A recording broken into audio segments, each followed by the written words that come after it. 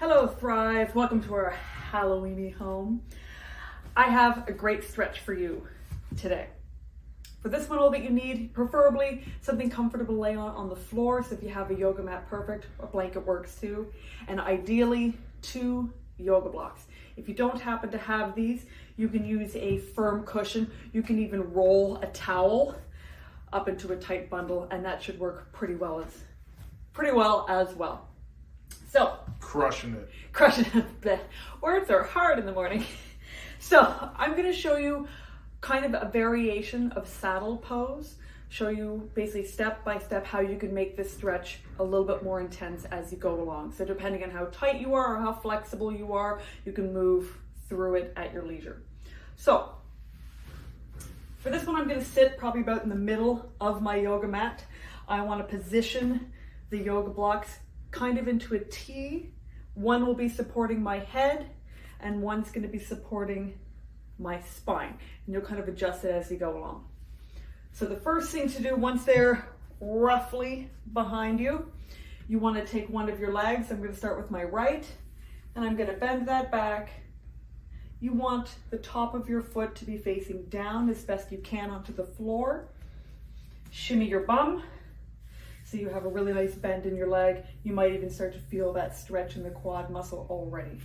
And your free leg can either stay up and bent, or you can lay that right down on the floor. From here, you're gonna kind of lift and tuck your bum under. And again, get that nice stretch already. You can stay here. If this is enough for that quad stretch into the hip flexor, chill here and hang out for a few seconds to maybe even a minute or 2 and really kind of relax into the pose. Try not to flex anything. Don't force it into any kind of pain. You just want that nice stretch. From here, we can start going further down and make use of our yoga blocks. So you want to use your hands to position the first block under your spine. So nice and easy. Lay back onto that. And the third one, or second block. Adjust the ponytail. Adjust the ponytail under your head. So for something like this, obviously give yourself a few moments to shift around. That block might be around, lower back, maybe even slightly in between your shoulder blades. Find what's comfortable.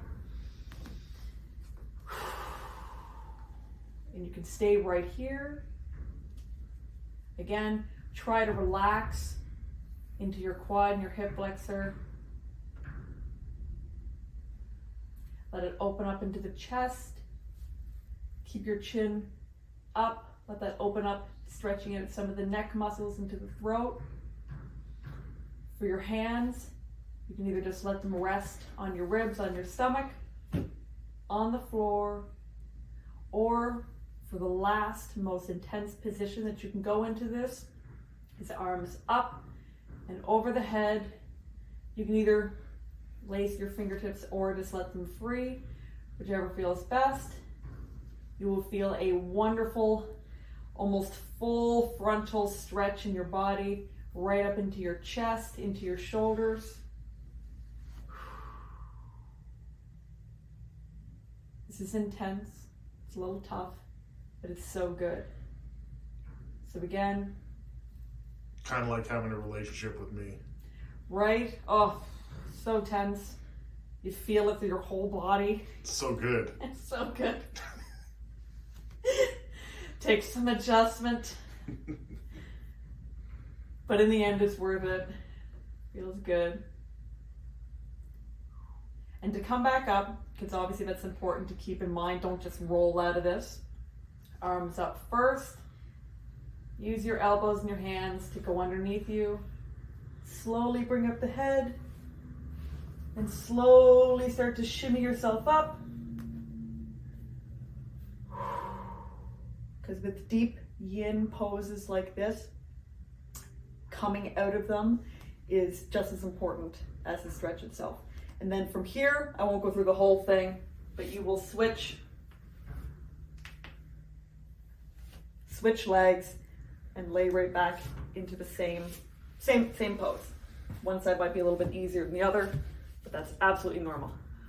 All right, Hope you like that variation of saddle pose. Hope it makes you feel good, and enjoy October, guys.